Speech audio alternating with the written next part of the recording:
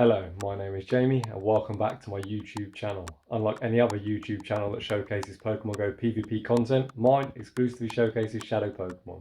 So if you're into that type of content, I'd appreciate if you could like and subscribe. So, let's get into today's video. In today's video, we are going to be discussing the best Shadow Pokemon for the Element Cup. What is the Element Cup? So, the Element Cup is going to be a CP 500, basically a Little League format, cup that is going to be running alongside the Master League, which is going to be out tomorrow. This cup is only going to allow water, grass and fire types.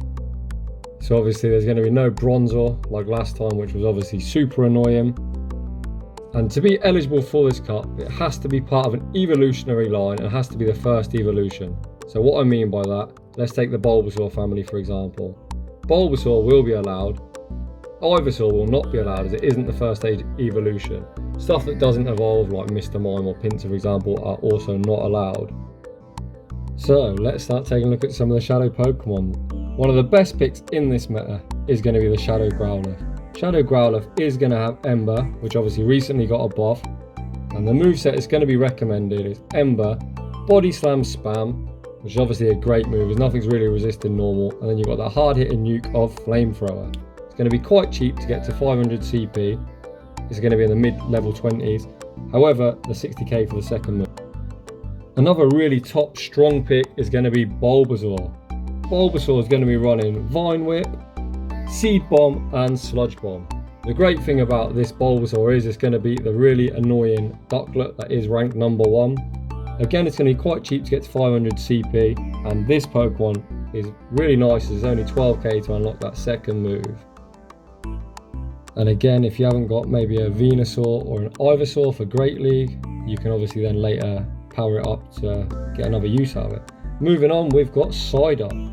So Psyduck's a bit of a spicy pick, but if fire does become strong in the meta, it is going to be a water gun user, so obviously Shadow Water Gun is going to be quite oppressive.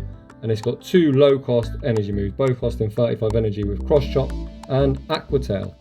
Unfortunately, it is again going to be 60k for that second move. So not one of the cheaper picks, however perhaps something to consider if fire does become part of the meta. Again, you can obviously later evolve it into Golduck. Golduck is a bit of a spicy pick in the Ultra League, but does have some play. Next we have Vulpix. Vulpix is going to be a really interesting Pokemon. PvPoke recommends using it with Ember. Obviously like I said previously, Ember is a buffed move, however when I try this Pokemon out, I'm going to be using Quick Attack.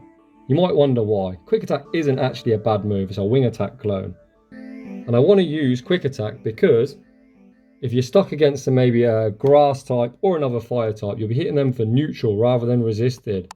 So obviously you can probably power through some of them worst matchups with this moveset. It's got 2 great charge moves with Weather Ball and Body Slam.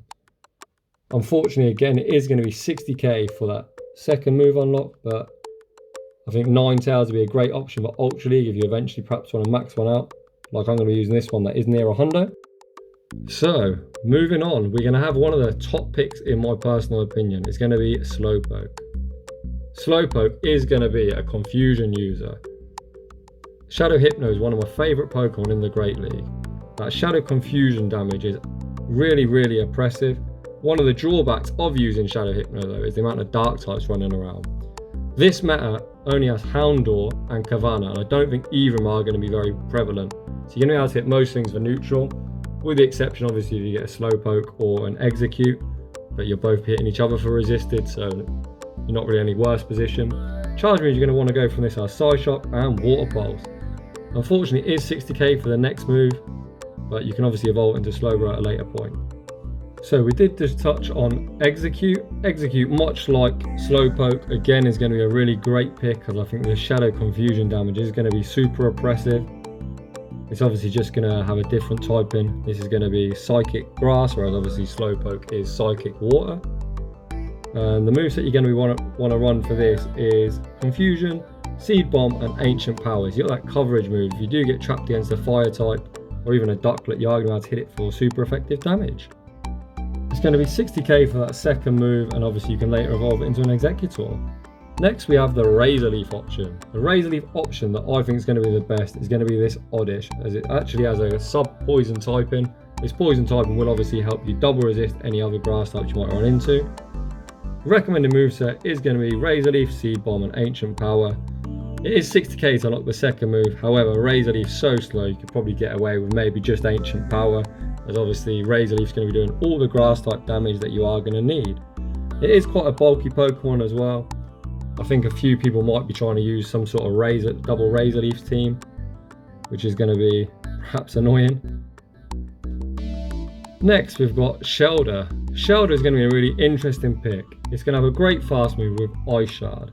It's going to have then 2 great charge moves, both that have the debuff effect. So we're going to have Icy Wind and Bubble Beam. I've used Cloyster in Ultra League and it can be a super annoying Pokemon. However, the drawback with Cloyster is Hydro Pump was so expensive and hard to get to.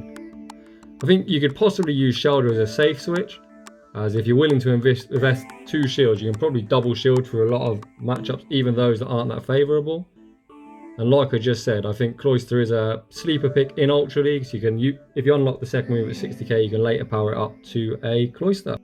Next, we're going to have a really spicy pick, Shadow Caverna. So this is ranked 103 out of 110 on PvPoke. So you might ask, why am I mentioning this Pokemon? Well, it is a Pokemon that has access to Poison Fang. So this Pokemon itself isn't going to be particularly good. However, Poison Fang does debuff your opponent's defense. So if you are using something like a Shadow Confusion or Razor Leaf user, you manage to land that debuff and then switch in one of your other oppressive Pokemons, it can obviously have a devastating effect. That's perhaps a tactic that I'm going to be looking into trying out, see what we can do with that. This Pokemon is going to be quite expensive like the second move with 60k, but I think you could probably just go with Poison Fang. So they are my top picks that I'd say are going to be good for the Elemental Cup. And these are the 9 Pokemon I'm going to look to try and showcase on the channel. So I'd just like to say thanks for watching, and I hope you all have good luck at Elemental Cup, and I'll see you all in the next one.